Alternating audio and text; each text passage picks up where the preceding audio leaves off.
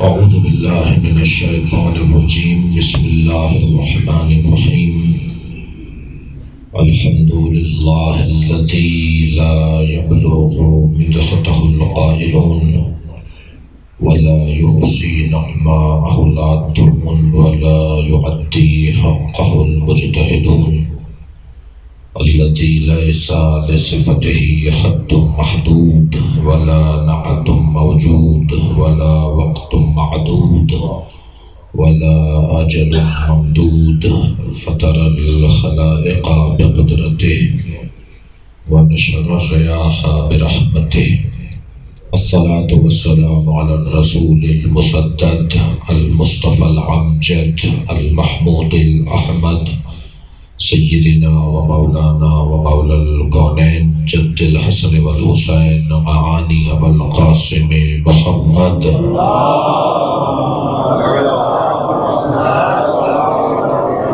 وآله الطيبين الطاهرين المعصومين الذين قال الله إنما يريد الله ليذهب عنكم الرجس أهل البيت ويطهركم تطهيرا.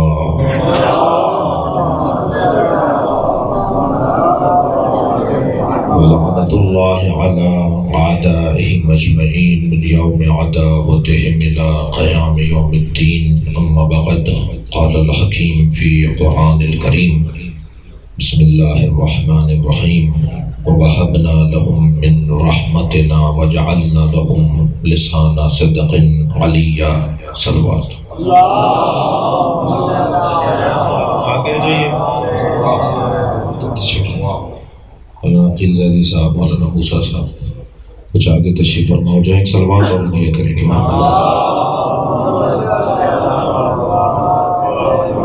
یہ مشہد مقدس کے اساتذہ میں سے ہیں، افاضل میں ہیں، بزرگوں میں ہیں، اس لیے بھی اور ویسے بھی علماء کرام کا احترام حکم خود امام جعفر صادق کی حدیث ہے. امام جعفر صادق حضرت ابو بصیر کے لیے آپ نے ہدایت عطا کرنے کے لیے جب ابو بصیر محفل میں تشریف فرما ہوئے تو حضرت کھڑے ہو گئے اور آپ نے احباب سے فرمایا کہ علماء کا اکرام کیا کرو. ایک صلوات پڑھیں گے محمد والے. اس سے بہتر اور بلند صلوات ہدیہ کیجیے.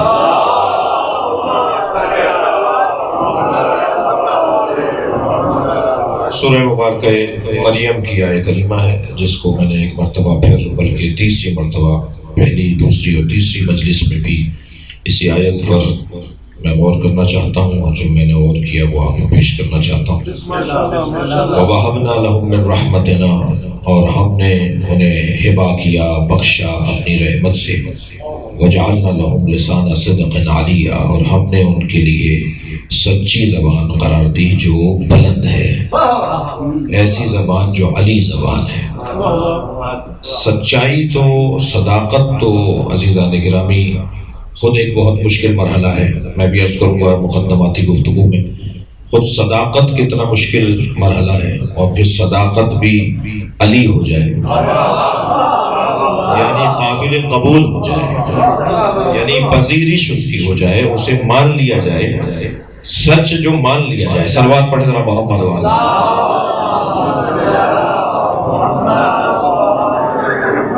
یہ ہے لسان صدق علیہ کا ایک پہلو. کل کی مجلس میں اشارت عرض کیا، کل مجھے وقت بہت تنگ نصیب ہوا اور صحیح تھا، بہرحال جتنا میرا حصہ قرار تھا وہ صحیح تھا، لیکن وہاں اشارت عرض ہوا کہ ہر ایک کو عزت نہیں ملتی. اللہ جسے چاہتا ہے اسے عزت ملتی ہے. ہر مسجد کو عزت نہیں ملتی، ہر امام بارگاہ کو ایک سی عزت نہیں ملتی. بھئی یہی مسجد گوھر شاد جو آپ روزانہ زائرین سے عرض کر رہا ہوں، علماء تو زیادہ بہتر جانتے ہیں، 10,000 دفعہ علماء یہاں گئے ہوں گے، آپ سینکڑوں مرتبہ گئے ہوں گے. یہی مسجد گوھر شاد، اسے اتنی عزت کیسے ملی کہ حرم امام رضا کے برابر کا گنبد ہے. یہ ایسے نہیں ہوتی باتیں ہیں. یہ ایک مسجد جو پوری دنیا میں مشہور ہے اور حرم کے ساتھ جڑی ہوئی ہے، اور حرم کی مسجد ہے. یہ خانم گوھر شاد نے بنوائی تھی تیمور لنگ کی بیوی نے. ایک صلوات پڑھ لینا محمد والے. ایک اور صلوات محمد والے.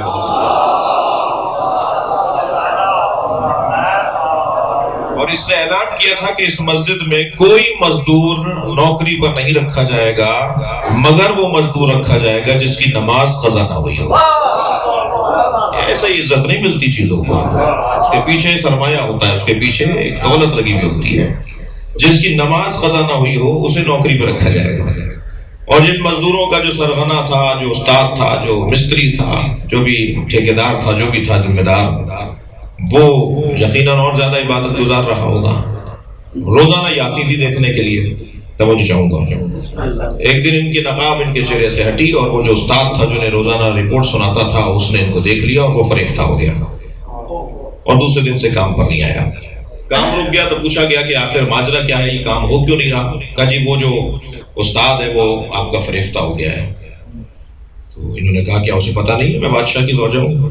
یہ خبر عام بھی ہو گئی تو گردن اڑا دی جائے گی۔ اسے پتہ نہیں، کہا نہیں انہیں پتہ ہے، اس کے باوجود یہ کیفیت ہے۔ کہنے لگے ٹھیک ہے، اس سے کہہ دیا جائے کہ میں اپنے شوہر سے طلاق لے کر اس سے شادی کر لوں گی مگر اب شرط میں اضافہ ہوگا، اور وہ شرط مضیف یہ ہے، اضافہ یہ ہے کہ اب اس کی نماز شب قضا نہ ہو اور نماز شب پڑھ کر مسجد بنائے۔ اور اس نے ایسا ہی کیا، نماز شب پڑھ کر مسجد مکمل کروائی، لیکن مسجد کی اوپننگ ہو گئی، مسجد کھل گئی، مسجد مکمل ہو گئی اور یہ رابطہ نہیں کر رہے اور بات آگے نہیں بڑھا رہے۔ تو انہوں نے پوچھا بھائی میں تو اپنی شرط پر قائم ہوں، میں تو اپنے وعدے پر قائم ہوں، یہ انہوں نے بھی وعدہ پورا کیا تو حاضر ہوں، بتائیں کیا کیا جائے؟ کہنے لگا نہیں اب مجھے ان سے شادی کی ضرورت نہیں ہے، میں عشق حقیقی سے آشنا ہو گیا۔ صلوات پڑھ لیں ذرا محمد و آلہ۔ یہ مسجد یہ ایسے ہی احترام نہیں ہو گیا، خانہ کعبہ کا احترام۔ خانہ کعبہ کے پیچھے حضرت ابراہیم کا ہاتھ ہے بھائی، حضرت موسیٰ کا ہاتھ ہے، حضرت آدم نے اس کے اندر حصہ ڈالا ہے۔ کون سا نبی ہے جس نے خانہ کعبہ کی تحفظ میں اپنا حصہ نہ ڈالا ہو؟ کون سا فرشتہ ہے جو وہاں اتر کر جو ہے وہ آتا نہ ہو؟ اور کون سے امام معصوم ہے جنہوں نے حج تو بغیر امام کے ہوتا ہی نہیں ہے؟ تو ہر امام معصوم جس جگہ جا رہے ہیں، یہی خانہ کعبہ بات آئی ہے تو میں صرف عرض کرتا ہوا گزروں، اپنے مضمون سے دور ہونے کا خوف بھی ہو رہا ہے۔ یہ خانہ کعبہ ایک مرتبہ گر گیا۔ اچھا، تاریخ کعبہ میں علماء کرام تشریف فرما ہے، دقت کی ہے۔ تاریخ کعبہ ایک مفصل کعبے کی تاریخ ہے کہ کیا کیا کعبے پہ گزری ہے، کتنی دفعہ کعبہ منہدم ہوا، کتنی مرتبہ خانہ کعبہ کے ساتھ کیا کیا حادثات پیش آئے، کتنی دفعہ سیلابوں کی زد میں آیا، کتنی دفعہ زلزلوں کی زد میں آیا۔ البتہ ایک پیغام سیلابوں کی زد میں آنے پر یہ بھی ہے کہ جب اللہ کا گھر علت و معلول کے قاعدے سے باہر نہیں ہے تو اللہ مجھے علت و معلول کے قاعدے سے باہر کیسے کرے گا؟ صلوات پڑھ لیں ذرا محمد و آلہ۔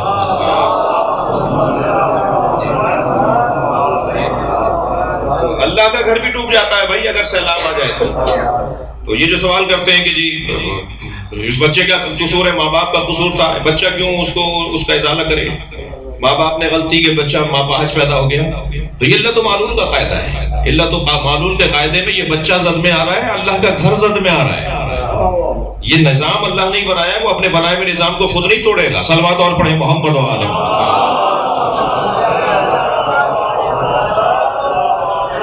کعبہ کے لیے میں عزت کی بات کر رہا تھا، ہر شخص کو ایک جیسی عزت نہیں ملتی۔ خانہ کعبہ ایک اور صلوات محمد و آلہ محمد۔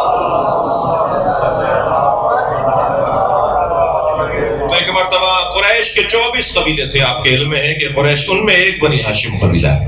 24 قبائل قریش نے آپس میں اجلاس بلایا کہ صاحب کعبے کو کیسے، یہ سارے سرداران قریش، سرداران مکہ اور قبیلوں کے سردار، ان میں ایک سردار کا نام ابو طالب ہے۔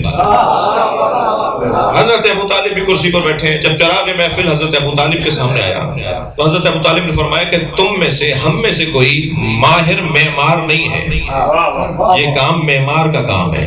جملہ کہہ دوں، ایکسپرٹ کی رائے پر عمل کرنے کا نظریہ ابو طالب کا ہے۔ ہم مجتہدین کے فتووں پہ عمل اس لیے نہیں کرتے کہ وہ لمبی داڑھی والے ہیں، خوبصورت چہرے والے ہیں، ہم ان کے فتووں پہ عمل اس لیے کرتے ہیں کہ وہ دین میں ایکسپرٹ ہیں، اور ایکسپرٹ کی رائے پہ عمل کرنا ابو طالبی نظریہ ہے۔ صلوات پڑھیں محمد و آلہ۔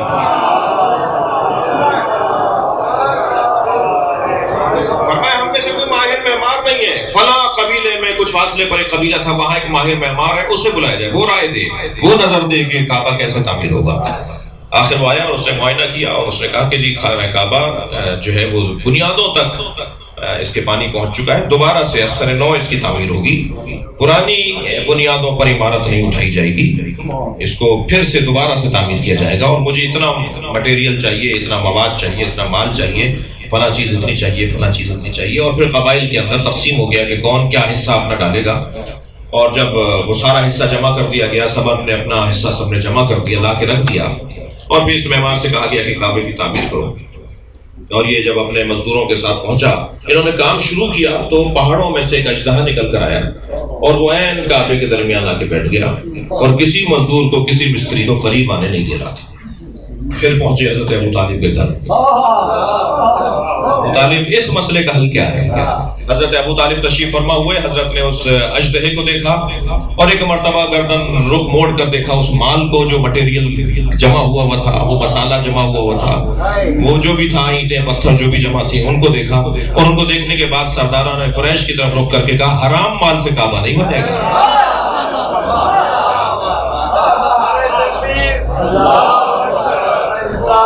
یا رسول اللہ حیدری یا محمد محمد صلی اللہ۔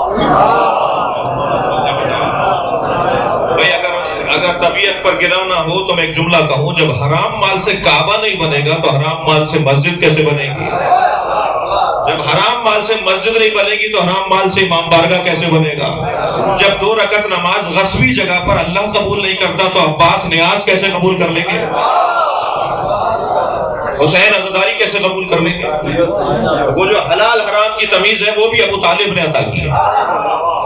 فرمایا حلال مال سے کعبہ بنے گا، سب کے منہ لٹک گئے، اور کچھ ہی دن کے بعد دوبارہ سے حلال مال سے دوبارہ سے وہ مال جمع کیا گیا، وہ مٹیریل جمع کیا گیا، اور جب سب حلال کہنے ابو طالب اب اس میں کوئی حرام مال کا ذرہ برابر بھی حصہ نہیں ہے، یہ سانپ اٹھ کے کیوں نہیں جاتا، یہ اژدہا اٹھ کے کیوں نہیں جاتا؟ حضرت ابو طالب تشریف فرما ہوئے اور کعبے کے قریب کھڑے ہو کے اپنے ہاتھوں کو بلند کر کے مناجات پڑھنا شروع کی۔ ابھی ابو طالب کے ہاتھ نیچے نہیں آئے تھے کہ آسمان سے ایک بڑا پرندہ اترا، اس اژدہے کو اٹھا کر لے گیا اور فرمایا اب کعبے کو تعمیر کرو۔ ہر مسجد کو احترام نہیں ملتا، ہر عالم کو وہ احترام نہیں ملتا۔ اب آپ دیکھیے بڑی بڑی شخصیات گزری ہیں تاریخ کے اندر، ہزاروں کتابوں کے شاید سینکڑوں کتابوں کے شاید مؤلفین گزرے ہوں، مگر جو مقام امام خمینی کو اللہ نے عطا کیا ہے، جو مقام فقہ میں آیت اللہ خوئی کو اللہ نے عطا کیا ہے، وہ فقہا کے درمیان، اور پھر عرفا میں حضرت آیت اللہ مرتضیٰ کشمیری، حضرت آیت اللہ بہجت، یہ علماء میں خاص ہر ایک کو ایک جیسا مقام نہیں ملا، ہر جگہ کو، ہر کتاب کو عزت نہیں ملتی۔ بھائی یہ مفاتیح الجنان کو عزت اتنی ملی ہے کہ قرآن کے برابر میں رکھی ہوئی ہے، اس کے پیچھے کتنا خلوص ہے حضرت آیت اللہ شیخ عباس قمی کا۔ تو عزیزان گرامی، ہر سچ کو پذیرائی نہیں ملتی، وہ سچ جسے پذیرائی ملے وہ لسان صدق ہے، جسے علی کہا گیا۔ آج اتنی مدت گزرنے کے بعد اگر کسی کا قول ڈھونڈا جاتا ہے تو اسی کا ڈھونڈا جاتا ہے جسے علی کہا جاتا ہے۔ ائمہ کے اقوال، اہل بیت کے اقوال، اہل بیت نے کیا کہا ہے، انہوں نے کیا فرمایا ہے، ایک ایک جملہ ان کا اللہ اکبر سنہرے سونے کے تاروں سے لکھ کر اپنے گھروں میں فریم کرنے کے قابل ہے، ایک ایک جملہ۔ اور اقوال میں لسان صدق عالیہ، اقوال میں تمام ائمہ اہل بیت کے اقوال کی تعداد ایک طرف، اور اکیلے امام جعفر صادق کی اقوال کی تعداد ایک طرف۔ کیا برکت ہے، کیا برکت ہے، کیا برکت ہے اس ہستی کے وجود مبارک کے اندر۔ عزیزان گرامی، سچائی، صداقت جو اس گھرانے کا خاصہ ہے، کونوا مع الصادقین یا ایھا الذین آمنوا اتقوا اللہ وکونوا مع الصادقین، اے صاحبان ایمان تقوی پروردگار اختیار کرو اور سچوں کے ساتھ ہو جاؤ۔ اس آیہ کریمہ میں بھی جو ترتیب ہے وہ پہلے صاحبان ایمان سے بات ہو رہی ہے، پھر تقوی کی دعوت دی جا رہی ہے، اور پھر سچ کی دعوت دی جا رہی ہے۔ وہ شخص سچوں کے ساتھ چل ہی نہیں سکتا کہ جس کے یہاں تقوی نہ ہو، اور متقی وہ ہو ہی نہیں سکتا جو پہلے مومن نہ ہو۔ یعنی صاحبان ایمان کو دعوت تقوی ہے، اور صاحبان تقوی کو دعوت معیت صادقین ہے۔ صادقین کے ساتھ چلنے کی دعوت انہیں ہے جو صاحب تقوی ہیں۔ عزیزان گرامی، یہ جو ایک بہت بڑا طبقہ اہل بیت سے دور ہے نا، جو بہت بڑا طبقہ اہل بیت سے دور ہے، اس کا ایک بڑا سبب بھی یہی ہے کہ ان کے یہاں تقوی نہیں ہے۔ کیسے کیسے ممکن ہے کہ جہاں طہارت قلبی نہ ہو وہاں مولا علی کا نام آ جائے، امام جعفر صادق کا ذکر آ جائے؟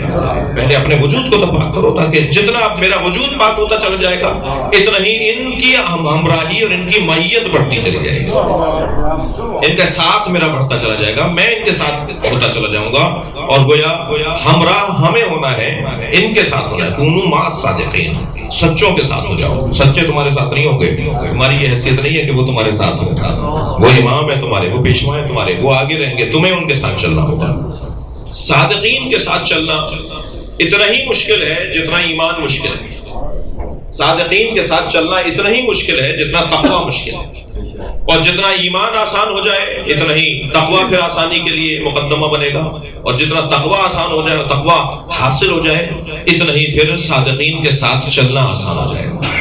ہر ایک ان کے ساتھ نہیں چل سکتا بھائی، ہر ایک ان کے ساتھ نہیں چل سکتا۔ من کانا بادلا فینا فلیرحل معنا، مولا حسین کا جملہ فرماتے ہیں، جو بڑا حسین جملہ ہے، یہ ان جملوں میں سے ایک جملہ ہے جنہیں فریم کرا کے گھر میں لگانے کی ضرورت ہے۔ بہت ساری آیات ہیں جنہیں اپنے گھر میں تغرا بنا کے لگانے کی ضرورت ہے۔ فَأَيْنَ تَذْهَبُونَ، کہاں جا رہے ہو؟ سورہ تکویر کی آیت ہے، پوری آیت ہے یہ دو جملوں کی پوری آیت ہے۔ فَأَيْنَ تَذْهَبُونَ، کہاں جا رہے ہو؟ آتے جاتے اس آیت پر نگاہ جائے گی، کہاں جا رہے ہو؟ قرآن آپ سے پوچھ رہا ہے کہاں جا رہے ہو؟ جانے کے لیے جواب ہے تو جاؤ، ورنہ کہاں جا رہے ہو؟ جب اللہ کو جواب ہی نہیں دے سکتے، جب تمہارے پاس جانے کا جواز ہی نہیں ہے تو کہاں جا رہے ہو؟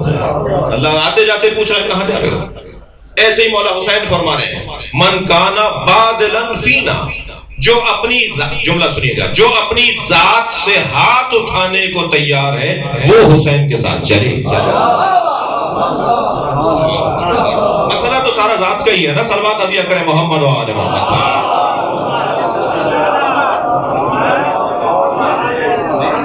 یہ میرا امام بارگاہ ہے، یہ ان کا امام بارگاہ ہے، یہ ہمارا جلوس ہے، وہ ان کا ماتمی دستہ ہے، وہ ان کی سنگت ہے، وہ ان کی انجمن ہے، یہ میری انجمن ہے، ہم میں سے باہر نہیں نکل رہے، اور جب تک میں سے باہر نہیں نکلیں گے حسین فرما رہے میرے ساتھ نہیں چل سکتے۔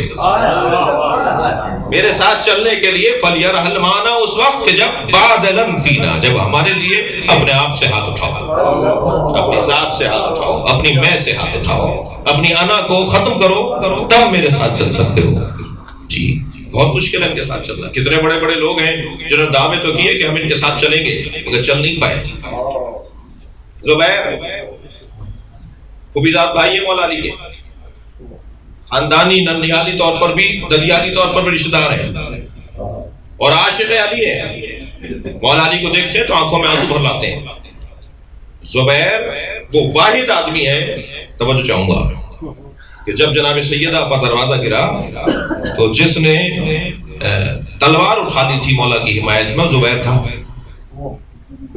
جی واحد آدمی ہے جس نے، ورنہ 5 شخصیات میں سے 3 کو تو مولانا 4 کو مولانا نے فرمایا تھا کہ 3 دن تک گھر سے باہر نہیں آؤ گے۔ اپنے 5 صحابیوں میں 4 سے حضرت فرمایا 3 دن تک گھر سے باہر نہیں آؤ گے، اس لیے کہ ان سے برداشت نہیں تھا، وہ ان کے لیے قابل برداشت نہیں تھا۔ حضرت فرمایا تم اتنے دن تک گھر سے باہر نہیں آؤ۔ سلمان کو باہر آنے کی اجازت دی، لہذا دروازے گرنے کی جو روایت سب سے پہلے نقل کی ہے وہ سلمان نے کی ہے، یا گرانے والوں نے اقرار کیا؟ گرتا ہوا دیکھنے والوں میں سلمان ہے یا گرانے والوں نے؟ اور اقرار جرم جو ہے وہ خود مکمل گواہی ہوتی ہے۔ کربلا کے جتنے واقعات، جتنے مصائب ہم پڑھتے ہیں وہ مجرموں نے اقرار ہی تو کیے ہیں، تبھی تو ہم پڑھ رہے ہوتے ہیں، اور اقرار جرم جو ہے وہ کافی ہوتا ہے نا کسی کی بات کو ماننے کے لیے، کہہ رہا ہے جی میں نے کیا ہے۔ تو زیادہ تر جو کربلا کے واقعات اور مصائب اہل بیت کو ہم مقتل میں سنتے ہیں، بیان کرتے ہیں، وہ مجرموں کے بیان کرتا ہے۔ اقرار کر رہا ہے ایک شخص، کافی ہے، وہ عدالت میں اقرار کافی ہے اس بات کو ماننے کے لیے۔ سلمان اکیلے تھے، یہ زبیر بھی ان میں سے تھے جنہیں حضرت نے روکا ہی نہیں تھا، مگر زبیر تو تھے نا مدینے میں، اس منظر کو زبیر نے دیکھ لیا تھا، اور زبیر ان میں سے تھے بھی نہیں، ان 5 پہلے شیعوں میں سے جو مولا علی کے پہلے 5 شیعہ ہیں، تو تلوار اٹھا لی تھی مولا کی حمایت میں، سیدہ کے اوپر ظلم دیکھ کر ان سے برداشت نہیں ہوا تھا، کئی دن تک یہ احتجاج کی کیفیت میں تھے، حتیٰ بعض روایات اہل سنت میں ہے کہ گھر میں جو لوگ موجود تھے جن کو لینے کے لیے اہل سنت کے مطابق جنہیں لینے کے لیے آئے تھے لوگ، اور مولا علی کی پناہ میں تھے، ان میں زبیر بھی تھے جو مولا علی کی پناہ میں تھے.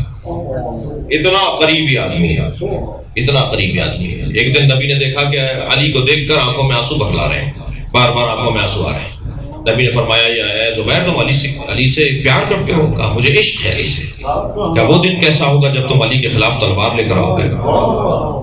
بیٹھے ہوئے تھے کھڑے ہو گئے کہ یا رسول اللہ میں علی کے خلاف تلوار لاؤں گا؟ کہا زبیر کچھ اپنے مزاج کو تبدیل کرو، اپنی عادتوں کو بہتر کرو. یہ جو کام ہوتے ہیں نا، بعض لوگوں سے جرم سامنے آ جاتے ہیں، بعض لوگوں سے عدم توفیق اور توفیقات جو سلب ہو رہی ہوتی ہیں، اس کے پیچھے کوئی چیز ہوتی ہے، کوئی بیماری ہوتی ہے جس کی وجہ سے ایسا ہو رہا ہوتا ہے. زبیر حب دنیا کے شکار تھے، حب جاہ کے شکار تھے، اور اس کا نتیجہ یہ نکلا کہ علی کے خلاف تلوار لے آئے. اور جب میدان جمل میں مولا حسن سپہ سالار جنگ تھے، لشکر مولا علی کا جو علمداری تھی وہ امام حسن کے ہاتھ میں تھی. تو جب طبل جنگ بجایا گیا تو امام نے پوچھا بیٹا حسن کون آیا ہے وہاں سے، پہلا حملہ کرنے کے لیے کون آیا ہے؟ کہا زبیر آئے، زبیر آئے. حتیٰ میں نے ایک فارسی کتاب میں پڑھا ہے کہ مولا فرمایا امو زبیر آئے، چچا زبیر آئے.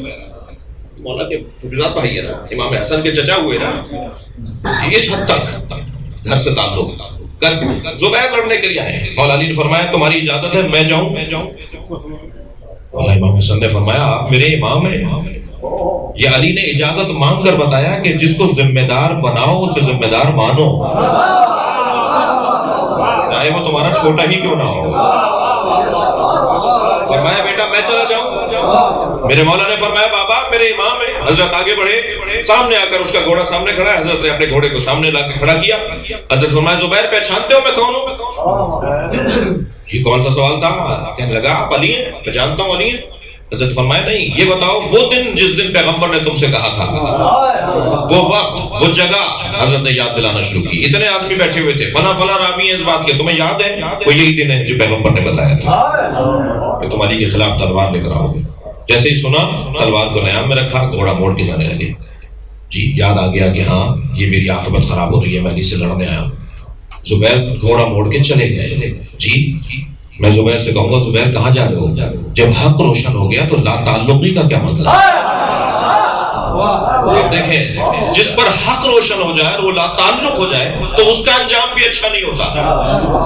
لہذا زبیر کو ایک شخص نے قتل کر کے مولا کے سامنے لا کے جب اس کی گردن رکھی تو حضرت نے فرمایا القاتل والمقتول کلاہما فی النار. یہ واحد جملہ ہے نہج البلاغہ میں جو حضرت نے فرمایا قاتل بھی جہنمی ہے، مقتول بھی جہنمی ہے. حضرت فرمایا تجھے کس نے کہا تھا اسے مارنے کے لیے؟ یہ عجیب داستانیں ہیں تاریخ اسلام کی، ان کے ساتھ چلنا بہت مشکل ہے. کونوا مع الصادقین، سچوں کے ساتھ ہو جاؤ مگر پہلے متقی بنو.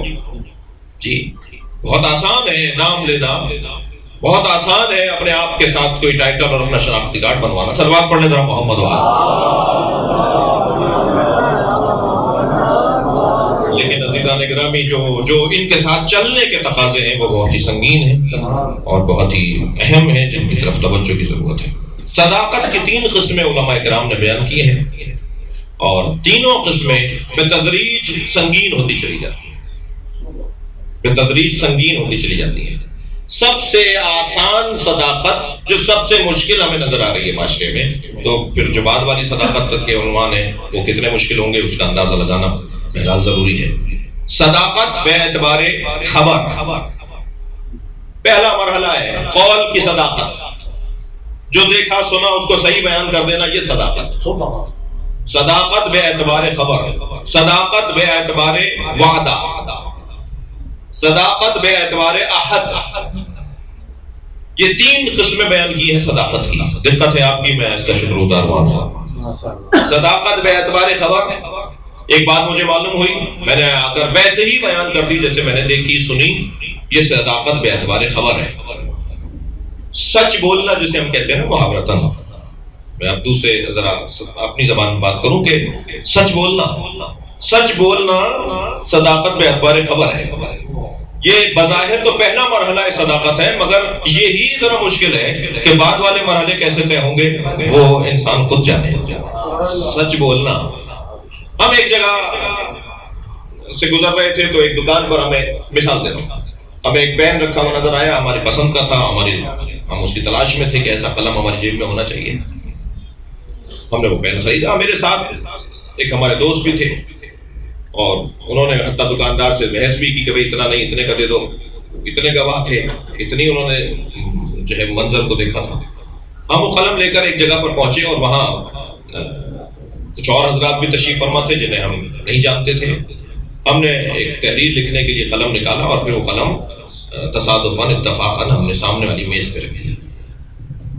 وہاں بیٹھے ہوئے ایک شخص نے وہ قلم اٹھا کے اپنی جیب میں لگا کے ہمارے ہی سامنے کہا بھائی یہ حضور یہ جناب یہ قلم ہمارا ہے. تو دوسروں کو دیکھ کر وہ کہنے لگے انہیں بتاؤ کہ میں کون ہوں.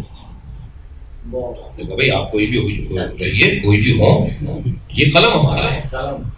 تو پھر ایک مرتبہ پھر انہوں نے ایک صاحب کو مخاطب کر کے کہا انہیں بتاؤ انہیں قلم چاہیے کچھ اور بھی چاہیے.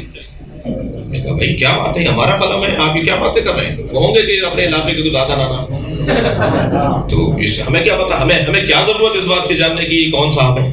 ہمارے ساتھ جو صاحب تھے ہم نے ان سے کہا بھائی انہیں بتائیے قلم میرا ہے.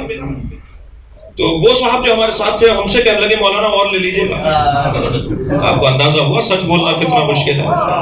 جہاں انسان کا مفاد ٹکرا رہا ہو یا نقصان سامنے ہو وہ سچ نہیں بولتا. یہ سب سے آسان قسم ہے. صلوات پڑھ لیں ذرا محمد.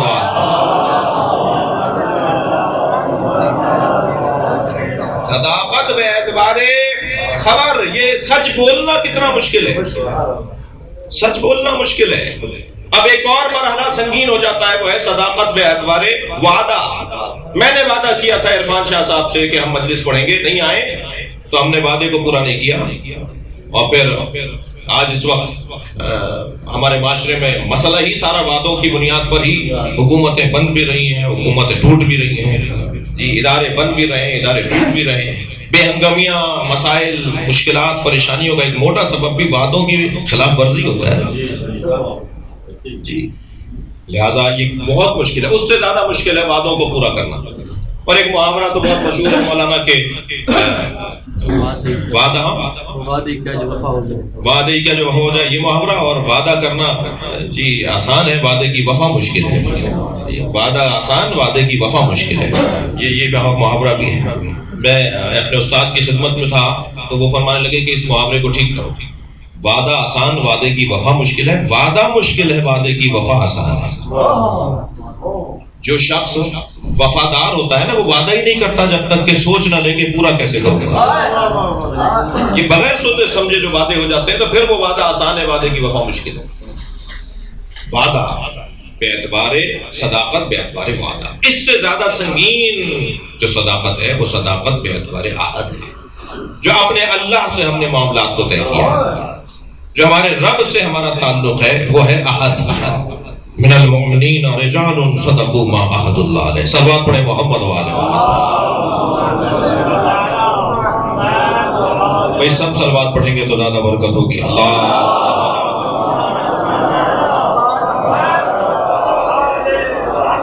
گزارش کر رہا ہوں تھوڑا سا آگے تشریف فرما ہو جائے. ایک صلوات پڑھتے ہوئے کچھ آگے آ جائے.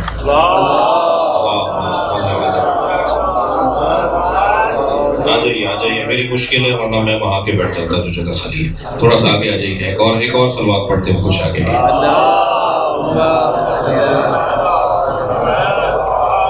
جواز فراہم نہ کریں نا باہر کھڑے ہونے کا کہ اندر جگہ ہی نہیں ہے. جگہ ہے اندر، تھوڑا سا جگہ بنائیں گے تو باہر والے احباب. ایک اور صلوات نبی والے نبی.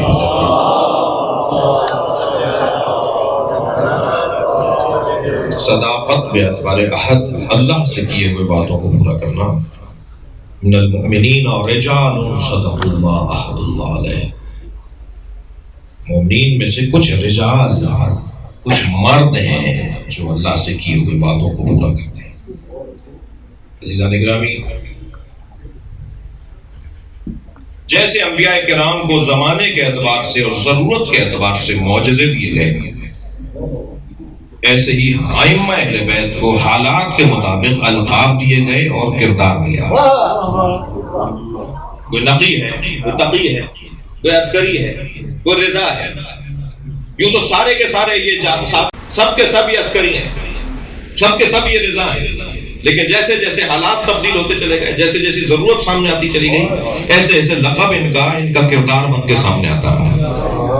جس دور میں اقوال کی بھرمار تھی، جس دور میں گھر گھر سے قول نقل ہو رہے تھے، ہر گھر مدرسہ بنا ہوا تھا، نظریات کی بنیادیں ڈالی جا رہی تھی، مکتبوں کی بنیادیں ڈالی جا رہی تھی، جی نظریات کی ایجاد ہو رہی تھی، اور پھر آ کر ایک شخص دوسرے سے کہتا تھا قالا فلاں، تو دوسرا کہتا تھا قالا فلاں، اور تیسرا کہتا تھا قالا فلاں، اور جب کہ فلاں فلاں کے درمیان آواز آتی تھی قالا صادق،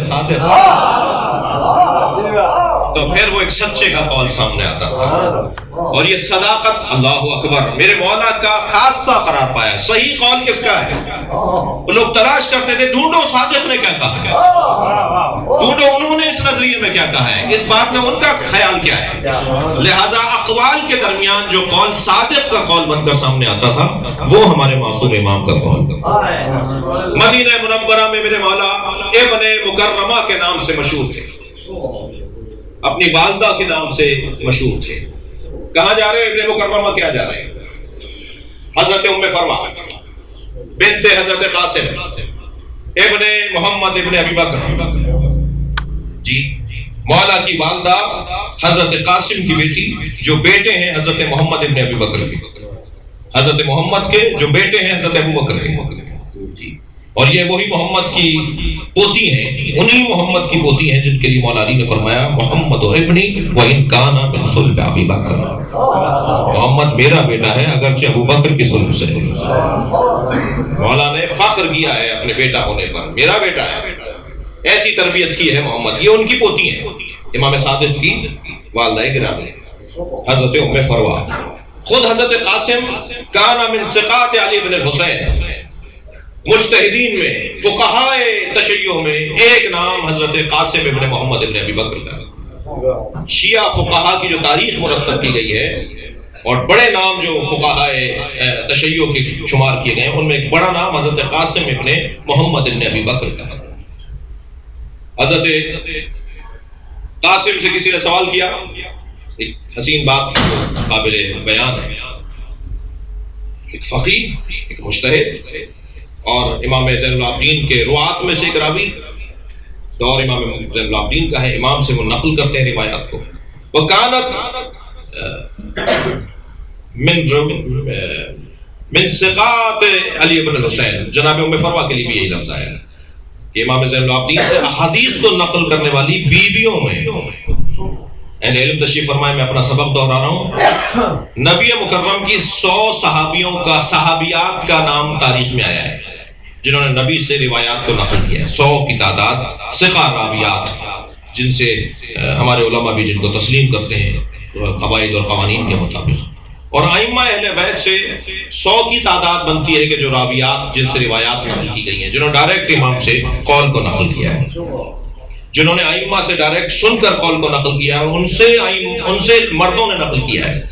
یعنی ایک بی بی کہہ رہی ہے کہ مجھے علی بن حسین مولا نے یہ فرمایا، ایک خاتون کہہ رہی ہے کہ امام صادق سے میں نے یہ سنا ہے، پھر اس خاتون سے جو نقل کر رہے ہیں وہ مرد نقل کر رہے ہیں، یعنی دوسرے اور تیسرے طبقے میں آ کر وہ افراد نقل کر رہے ہیں جو مرد ہیں۔ شروع جہاں سے بات ہو رہی ہے وہ خاتون ہے، تو یہ کوئی بات نہیں ہوئی کہ قول جو ہے خاتون کا جو ہے وہ قبول نہیں کیا جائے گا۔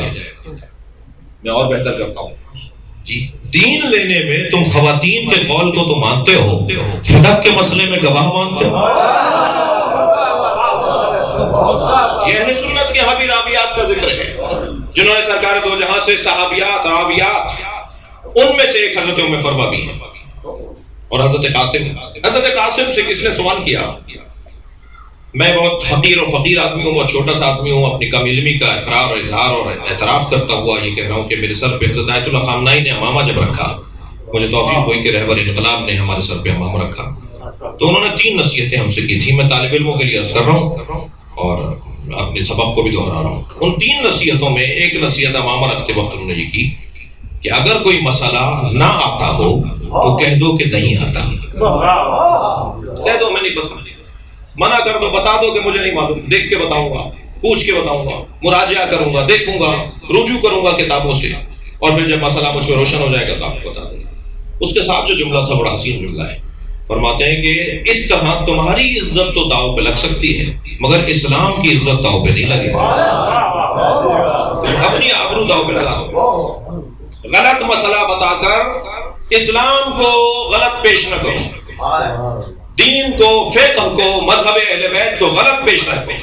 کہ تو نہیں پتا کیا ہوگا، زیادہ داری کہیں گے لوگ 15 سال سے وہاں تھے، 20 سال سے وہاں تھے، اپنے آپ کو پتہ نہیں کیا لکھواتے ہیں، لوگ ان کو پتہ نہیں کیا بولتے ہیں، خاموش سن لیتے ہیں. اب ہمیں بولا جا رہا ہے بہت عرصے تک تو ٹوکتے رہے، اب تھک گئے، کہاں تک ٹوکیں؟ کوئی علامہ بول دیتا ہے، کوئی کچھ بول دیتا ہے، کہاں تک ٹوکیں؟ روزانہ کی بات ہے نا، روزانہ بھی 4 دفعہ کی مجلس ہے، کتنی دفعہ ٹوکیں گے؟ تو تھک گئے. اب نہیں بولتے، لیکن اس کو بھی بعض لوگ نکال لیتے ہیں نقطہ، کہ دیکھو بیٹھے ہوئے تھے اور انہیں فلاں لقب دیا جا رہا تھا اور کچھ بھی نہیں بولا انہوں نے. تو اب کے دل کا حال تو ہم ہی جانتے ہیں نا. ایک صلوات دیا کر لیں محمد و آل.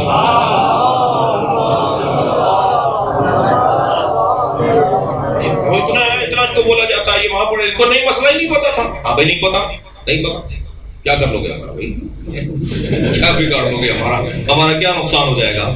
کچھ بھی نہیں، ہماری عزت بڑھے گی. لا تدری نصف العلم. معصوم فرماتے ہیں یہ کہنا کہ میں نہیں جانتا یہ خود آدھا علم ہے. کم سے کم اپنے آپ کو مولا کی مجلس ہے اور صادق آل محمد، علوم آل محمد کے مروج اور بانی کی مجلس ہے. ان سے کسی نے مسئلہ پوچھ لیا حضرت قاسم سے، مولا صادق کے نانا کی بات کر رہا ہوں، ایک سلوات ان کی عظمت کے لیے پڑھ لیں. حضرت قاسم ابن محمد سے سوال کر لیا. انہوں نے کہا مجھے نہیں پتا. یہ فقیہ تھے، فقیہ بھی ایسے تھے جیسے میں نے عرض کیا، اس سے زیادہ ان کے باب میں بہت کچھ ہے کہ نہیں. فرمایا میں مجھے نہیں پتا. تو وہاں بیٹھے ہوئے شخص نے کہا آپ کو نہیں پتا تو پھر کس کو پتا؟ تو اب جملہ سنیں حضرت کیا فرماتے ہیں. فرمایا لا تنظروا الی طول لحیتی، میری لمبی داڑھی کو نہیں دیکھو، وکثرت الناس علی حولی، اور جو لوگ میرے ساتھ ساتھ چلتے ہیں نا، میرا ہاتھ چومتے ہیں، میرا احترام کرتے ہیں، میرے ساتھ چلتے ہیں، یہ لوگوں کو میرے گرد حلقہ بناتا ہوا لوگوں کو میرے ساتھ چلنے کو نہ دیکھو. میں اس بات کو پسند کرتا ہوں کہ یہ کہہ دوں کہ مجھے نہیں آتا، بنسبت اس بات کے کہ میں غلط بات تمہیں بتا دوں. یہ پیغام ہے ہم طالب علموں کے لیے. ایک صلوات اور ہدیہ کریں محمد.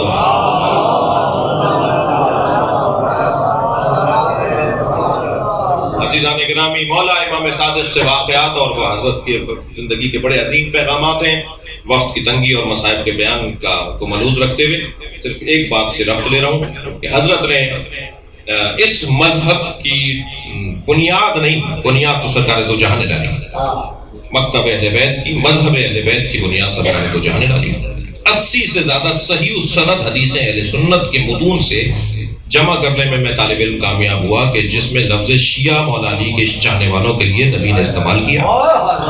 سرکار نے سنی کتابوں سے، اہل سنت کی کتابوں میں روایات موجود ہیں کہ نبی نے فرمایا کہ علی کے شیعہ کامیاب ہیں. اور بہت بہت حسین حدیث ہیں کہ جب میں پہنچوں گا محشر میں اور میرا ممبر لگایا جائے گا تو میرے ممبر کو کے گرد جو حلقہ بنے گا وہ علی کے شیعوں کا حلقہ بنے گا. اور پھر میرا ممبر جب اٹھا کر ڈولی کی صورت میں مجھے لے جایا جائے گا تو میرے علی کے شیعہ ہی مجھے اٹھا کے جنت کی طرف لے کے جائے گا. یہ حدیثوں کی یہ 80 کی تعداد میں. اور پھر جس میں مفتی شامزئی صاحب جو ہمارے اہل حدیث کے بلکہ دیوبندی حضرات کے بہت بڑا نام تھا، جو قتل کر دیے گئے کراچی میں، انہوں نے عقیدہ ظہور مہدی کتاب لکھی ہے جو شاید 30 دفعہ چھپ چکی ہے، یعنی 30 ایڈیشن اس کے آ چکے ہیں، 30 دفعہ تباہ ہو چکی ہے وہ کتاب. کثیر الاشاعت کتاب ہے عقیدہ ظہور مہدی کے نام سے. اس میں 5ویں 6 صفحے پر وہ ایک راوی کو ثقہ اور صادق کہتے ہوئے جب اس کی جر و تعدیل کی انہوں نے، تو اس میں حاشیے میں لکھا کہ وہ شیعہ، یہ سچا تھا، صادق تھا، ثقہ تھا، شیعہ تھا. پھر وہ بریکٹ ڈالتے ہیں کہ یاد رہے کہ اس زمانے کے شیعوں میں اور آج کے شیعوں میں فرق ہے. تو ہم نے کہا جی مفتی صاحب کو مار دیا گیا، کہ ہمیں مل گئے ہوتے تو ہم کہتے کم سے کم آپ نے مان تو لیا کہ شیعہ عبداللہ ابن سبا کی ایجاد نہیں ہے، اسی زمانے کے پیغمبر کے زمانے کے نبی کی حدیثوں کو نقل کر رہے ہیں. تو شیعہ، ایک صلوات اور ہدیہ کریں محمد.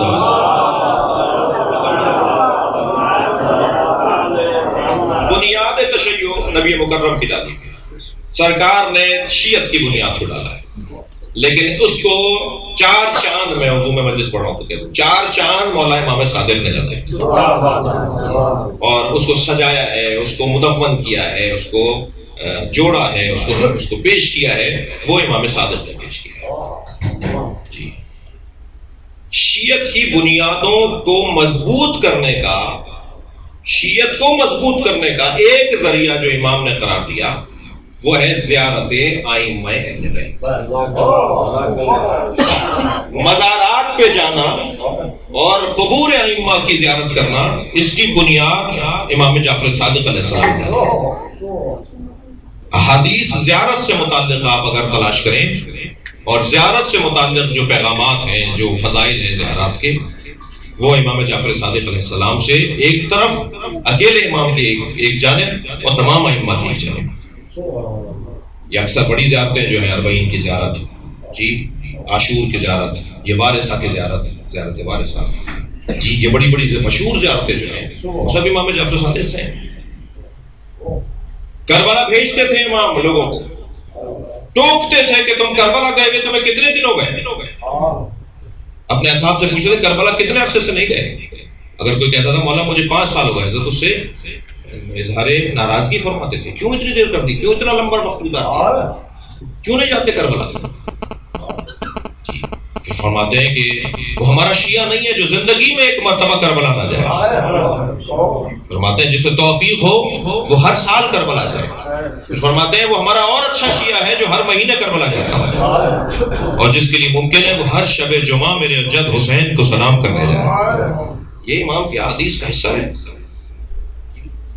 ابان ابن تغلب مولا کے ان اصحاب اجماع میں سے ایک نام، بڑے ناموں میں سے ایک نام ابان کہتے ہیں کہ حضرت چند دن سے کسالت کا شکار تھے، حضرت کو تپ تھی، بخار تھا۔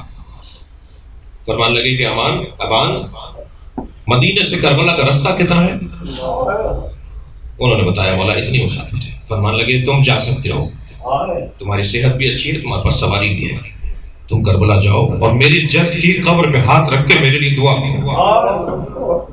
ابان کہتے ہیں جب امام نے یہ جملہ کہا کہ جا کر حسین کی قبر پہ جا کر میرے لیے دعا کرو، تو میرے ذہن میں ایک سوال آیا کہ وہ بھی امام ہے، یہ بھی امام ہے، معصوم وہ بھی ہے، معصوم یہ بھی ہے، کیا فرق ہے دونوں میں؟ تو ایک مرتبہ حضرت نے ایسے توجہ کی کہ جیسے حضرت نے وہ جملہ انہوں نے سوچا اور حضرت نے سن لیا۔ حضرت نے فرمایا ابان تم کیا سوچ رہے ہو؟ ہمیں امامت بتصدق حسین ملی ہے۔ امام جعفر صادق کا جملہ ہے۔ جب کربلا پہنچے میرے والا تو حضرت نے خود کو اس مقام پہ، آپ جاتے ہیں نا مقام امام جعفر صادق کربلا میں، اس مقام پر حضرت نے خود کو سواری سے اتار دیا اور حضرت پیدل چل کے گئے۔ بعض نے تو اس سے زیادہ لکھا ہے کہ حضرت کیسے چل کے گئے۔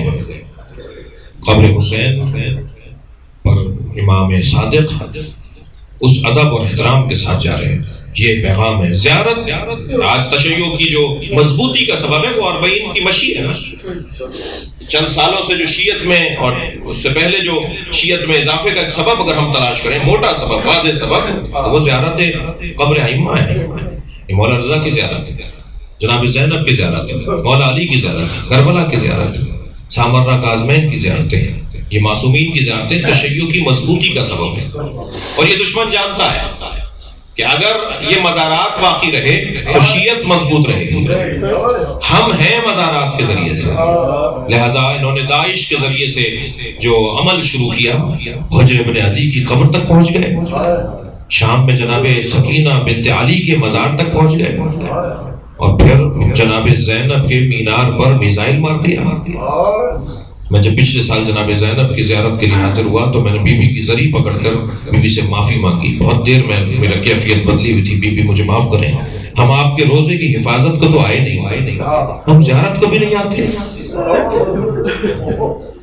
زیارت کرنے پر تو یہ نہیں کہا جا رہا گولیاں کھاؤ جا کے، بی بی کو سلام ہی تو کرنا ہے جا کے۔ بی بی میں معاف کیجیے گا، ہم تو آپ کی زیارت، بی بی کی قبر پہ جو رش اب سے 10 سال پہلے ہوتا تھا وہ بی بی کی قبر پہ اب رش نہیں ہے، اس لیے کہ قافلوں کو مشکل ہے، مقافلے کچھ مسائل کا سامنا، بہرحال ہر ایک کی ایک جیسا ظرف نہیں ہوتا، ہر ایک مسائل کو برداشت کرنے کا ایک جیسا ظرف نہیں رکھتا۔ زائرین کی تعداد میں کمی ہو گئی ہے بی بی کے روزے میں۔ میں نے ان لوگوں سے ملاقات کرنے کی کوشش کی جو ایک ہفتے تک بی بی کی زری کے اندر محصور تھے۔ وہ 11 افراد تھے جو صرف حرم کے اندر 11 افراد تھے، جن میں ایک پاکستانی بھی تھا۔ وہ کہتے ہیں کہ میرا کام تو صرف یہ تھا کہ میں علی علی کرتا رہا، بی بی کو کہتا رہا بی بی ہم آپ کی قبر چھوڑ کر نہیں جائیں گے۔ بیوی کی قبر پر 12 افراد تھے، جس میں سے ایک جو آخر میں 11 رہ گئے جو 7 دن تک رہے، ان میں سے ایک نے کہا نہیں میں نکل جاؤں گا، میں چلا جاؤں گا، روزے کے دروازے سے نکلوں گا، سامنے گلی بہت بڑی گلی نہیں ہے، میں فلاں گلی میں ایسے داخل ہوں گا، پھر اس گھر میں گھسوں گا، پھر اس گھر میں گھسوں گا اور میں بچ جاؤں گا، جو داعش نے قبضہ کیا ہوا تھا گلیوں میں اور پورے علاقے کو محصور کیا ہوتا۔ وہ فرماتے ہیں کہ جب وہ شخص دروازے سے نکلا تو گلی میں اس کی کن پٹی پہ آ کے گولی لگی، اور وہ گیا تو حرم سے مگر اس انداز سے گیا، مگر ہم حرم کو چھوڑ کر نہیں گئے۔ میں اس بحث میں جاؤں گا تو بہت لمبا ہو جائے گی گفتگو، اتنا ضرورت ہے کہ بیوی کی حرم کی حفاظت کرنے والوں میں عزیزان گرامی معاشرے کے وہ افراد بھی شامل تھے جنہیں مجھ جیسے مولوی حضرات بے عمل بولتے ہیں۔ میں نہیں جانا چاہتا اس بحث میں۔ حضرت آیت اللہ طباطبائی جو رہبر انقلاب کے وہاں دفتر کے مسئول ہیں، مجھ سے کہنے لگے جنہیں لات و لوت کہا جاتا ہے نا ہمارے معاشروں میں، وہ حرم کو بچاتے رہے۔ ہمارے معاشرے میں جنہیں بدعمل کہا جاتا ہے، ملنگ جی، درویش، نماز نہیں پڑھتا، روزہ نہیں رکھتا، انہوں نے جناب زینب کے حرم کی حفاظت کی، اور بڑے بڑے وہ لوگ جو زمین اور آسمان بننے کی باتیں کرتے تھے نا، چھوڑ کے چلے گئے تھے زینبیہ کو، جناب زینب کے منطقے کو چھوڑ کے چلے گئے تھے اپنی جان بچانے کے لیے۔ اجرکم اللہ۔ میں امام صادق نے زیارات کی بنیاد ڈالی ہے، وہ روایت پڑھنا چاہ رہا تھا کہ حضرت نے فرمایا کہ مروا بالمدینہ وسلموا علی رسول اللہ، مدینے جایا کرو اور رسول اللہ پہ سلام کیا کرو۔ وَإِنْ كَانَتِ الصَّلَاةُ عَلَى مَكَانٍ بَعِيدٍ، اگرچہ دور کے مکان سے بھی، دور کے علاقے سے بھی سلام اور صلوات قبول کی جاتی ہے، لیکن مزار پہ جایا کرو۔ تو پوچھنے والے نے پوچھا مولا نبی کے مزار پر جانے کا ثواب کیا ہے؟ اب سنیں مولا صادق کا جملہ، یا ابن رسول اللہ، نبی کے زیارت کرنے کا ثواب کیا ہے؟ فرمایا کمن زار اللہ علی عرش، نبی کی زیارت کا ثواب ایسا ہے جیسے اللہ کی عرش پر زیارت کی ہو۔ فرمایا اور پھر آپ میں سے کسی کی زیارت کا ثواب کیا ہے؟ حضرت سے پوچھا جا رہا ہے مولا صادق سے، آپ میں سے کسی کی زیارت کا ثواب کیا ہے؟ تو امام نے فرمایا ہماری زیارت کا ثواب ایسا ہی ہے جیسے رسول اللہ کی زیارت ہے۔ جب تم مزار اقدس سے امام رضا پر آؤ گے تو گویا نبی کے مزار پر آئے ہو، جب تم علی مولا کی زیارت کو جاؤ گے تو گویا رسول اللہ کی زیارت ہو گئے ہو۔ اور پھر امام حسین کے لیے تو عجیب جملہ فرمایا کہ جس نے کربلا میں حسین کی زیارت کی اس نے گویا عرش پہ اللہ کی زیارت کی۔ اللہ اکبر۔ یہ امام صادق کی احادیث جو اس زیارت سے متعلق ہیں، اور ہمیں تشیع کو میں کہہ چکا کہ مضبوطی کا ایک سبب یہ زیارت قبر ائمہ ہے۔ اللہ اکبر۔ عزیزو بس بہت میں نے آپ کو وقت آپ کا لیا، اللہ آپ کو اس کا اجر و ثواب عطا فرمائے۔ چلیے اپنے ذہنوں کو ذرا کچھ دیر کے لیے مدینہ لے چلیے۔ مدینے کی جب بات آتی ہے تو پہلے وہ جلتا ہوا دروازہ یاد آتا ہے۔ اجرکم اللہ، اجرکم اللہ۔ خدا کسی غم میں نہ رلائے سوائے اہل بیت میں رونے والوں میں قرار دے۔ ابو جعفر منصور دوانقی نے حکم دیا کہ جعفر صادق کے گھر کو آگ لگا دو۔ اس نے اپنے کارندوں کو بلایا، بہت دیر رات تک یہ طے پاتا رہا کہ گھر کو جلایا کیسے جائے گا، اور اس نے اپنے کارندوں کو حکم دیا کہ ان کے گھر کو آگ لگا دو۔ انداز آگ لگانے کا وہی تھا جو جناب زہرا کے گھر کو آگ لگایا۔ میں آج روایت پڑھ رہا تھا، میرے دوستوں نے مجھے حوالہ دیا اس کی روایت کا، جی دروازے پہ لکڑیاں جمع کی گئی اور پھر گھر کو آگ ایسے لگائی گئی کہ تمام گھر کو جلا دیا گیا، آگ لگا دی گئی۔ اور جب گھر میں آگ پہنچنے لگی نا تو امام جعفر صادق گھر سے اس کیفیت میں نکلے کہ آپ نے قمیص پہنی ہوئی تھی اور آپ کے قمیص کو بٹن آپ لگا رہے تھے اور حضرت نالین پیروں میں لے رہے تھے اور کبھی ایک بیٹی کو بچا رہے تھے کبھی دوسرے بیٹے۔ اجرکم اللہ۔ اور یہ جملہ کہتے جا رہے تھے، انا آراق السرا، انا بنو آراق السرا، انا بنو ابراہیم الخلیل اللہ۔ میں نہیں جلوں گا، میں خلیل خدا کا بیٹا ہوں، میرے بچے نہیں جلیں گے، میں خلیل خدا کی اولاد ہوں۔ جب دوسرے دن بعد شیعہ ملنے کے لیے آئے، جنہیں رونا آ رہا ہے اپنی آوازوں کو آزاد رکھیں گے. یہ روز شہادت شام شہادت ہے. مولا صادق کے 10 بچے ہیں، 7 بیٹے 3 بیٹیاں، عاصمہ، عالیہ، فاطمہ. یہ مولا صادق کی بیٹیوں کا نام ہے، اور بیٹیوں میں سب سے چھوٹی بیٹی کا نام فاطمہ ہے، جس کے لیے میں نے پڑھا کہ جب مولا گھر میں آتے تھے پہلے پوچھتے تھے فاطمہ کہاں ہے،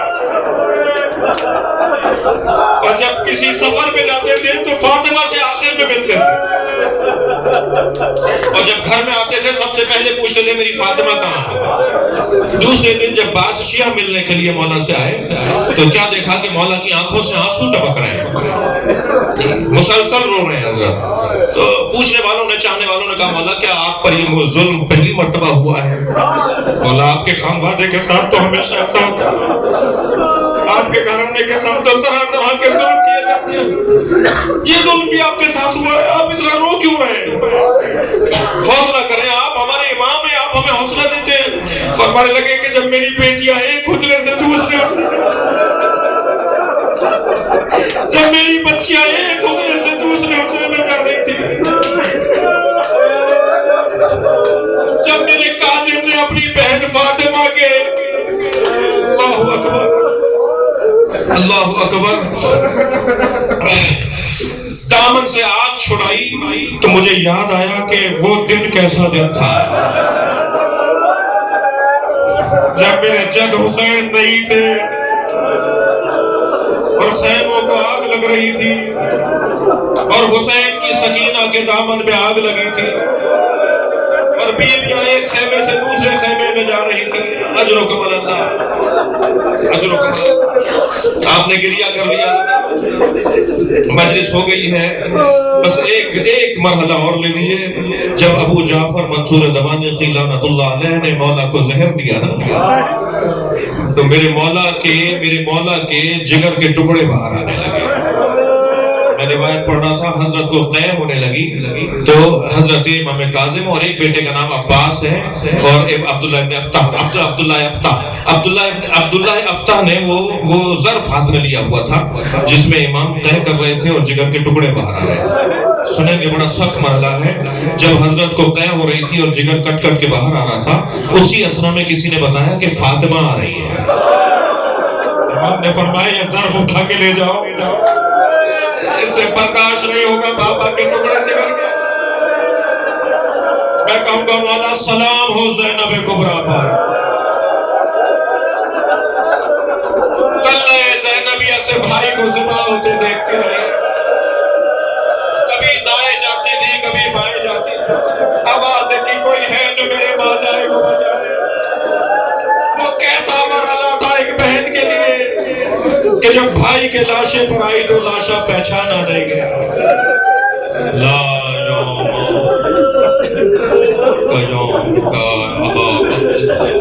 لعنت اللہ یا اللہ ان نوازوں پر رحمت نازل فرما، رونے والوں کی توفیقات میں اضافہ فرما، ہم سے اس عزاداری کو قبول فرما، امام زمانہ کے ظہور میں تعجیل فرما.